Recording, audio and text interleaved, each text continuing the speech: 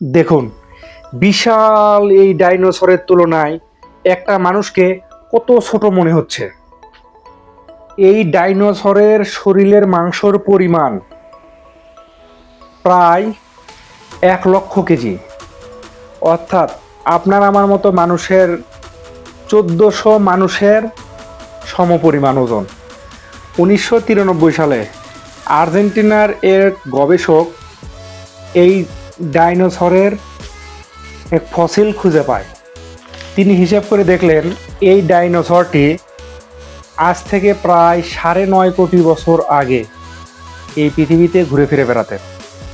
আমরা যে আশেপাশে বড় বড় গাছপালা দেখি, এই ডাইনোসরগুলো মাটিতে দাঁড়ায় এই গাছপালার পাতা খাইত। কিন্তু দুঃখের বিষয় হইল, এক বিশাল উল্কাপিণ্ডার আঘাতে সমস্ত পৃথিবী উল্টাপাল্টা হয়ে যায়। এই সমস্ত বিশাল বিশাল ডাইনোসর ধ্বংস হয়ে যায়। এখান থেকে শেখা যায় যে লক্ষ কোটি বছর আগেকার বিশাল বিশাল ডাইনোসর অথবা আপনি সবাইকে মৃত্যুর কাছে হার মানতে হবে।